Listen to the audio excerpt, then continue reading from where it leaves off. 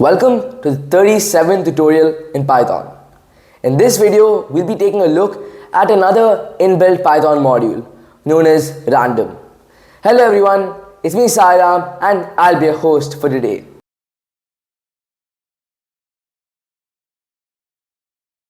The random module lets us generate random numbers and choices, perfect for games, simulations, or decision-making tools.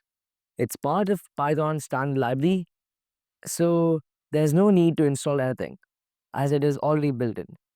As you saw before, and we're just going to revise it again, we're going to see how to import a module. So we put import and the module name after it. And you just import it like this, and you're ready to go.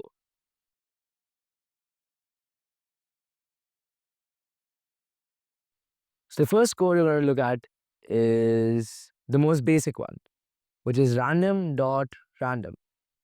Also, if you don't want to put random before everything, just put from random import asterisk and then remove this random and dot. Like this way, you can just put random and you don't have to put the module name before it.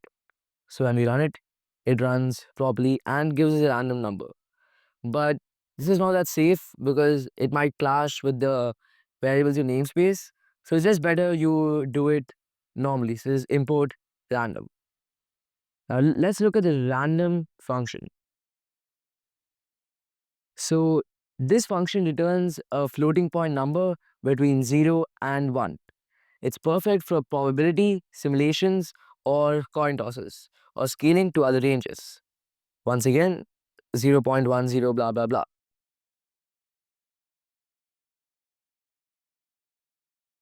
Now for whole numbers, we're going to use randint when you want a number between two values. And this includes both the ends. Like both the ends means when we use a range function, let's say range 1 comma 5, the values which are stored inside the range function are 1, 2, 3, 4. It does not print the last value. But this one takes a random number, and in this code right here, it could also take the value of 6. So this simulates a dice roll. So when you run it, first we got 4, and your friend rolls it and he gets a 3. And you roll it, you get a 2. Your friend rolls it, he gets a 2 again. You roll it, you get a 2. Your friend rolls it, he got a 1. You roll it, you got a 5. And your friend rolls it, he got a 1. You roll it, you got a 4. And you keep on rolling the dice, and it'll always give you random numbers between 1 and 6. And yes, finally we got 6. So this shows that it also takes in the value that is given here and doesn't just remove it.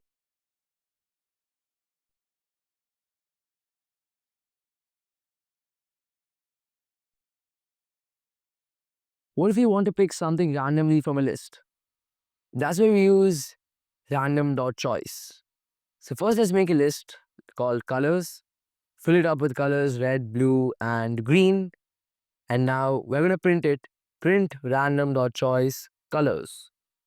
So the choice function randomly selects one item from a list or a tuple or a string. So when you run it, this time it decided to select red.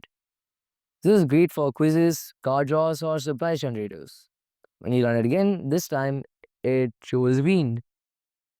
Again it chose green, again it chose red, red, red, and now it chose blue. So we just made it choose all the three values just so we could see how the choice function works.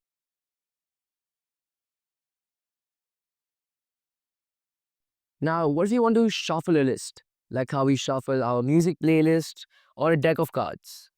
So first, let's take our deck, fill it with our aces, our kings, our queens, and our jacks. Now, we're going to shuffle the deck, so random.shuffle deck, and now we're going to print the new deck. So when you run it, it's completely shuffled. Queen, jack, ace, king. This changes the list in place and gives you a completely new order every time. So again, when you run it, this time the order changed. First it was queen and jack, but this time it's king, queen, jack, and ace. When you run it again, this time it once again changed ace, queen, jack, and king. So every time you run it, it changes. And it does not create a new list, but it just randomizes the original one and stores it in the original one.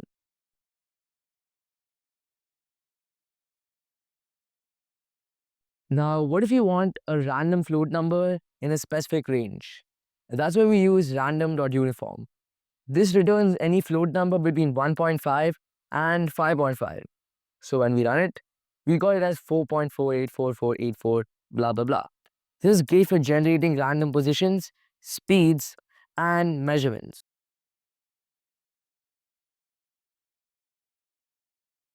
Now let's look at a small mini project, a coin flip simulator. First, we put our choices in a list. So the list contains heads and tails. So now, and our flip or our choice is stored in the flip variable. So now we would want to put print, you flipped, and the value of the flip right next to it. So when we run this, we flipped tails. When we run it again, we flipped heads.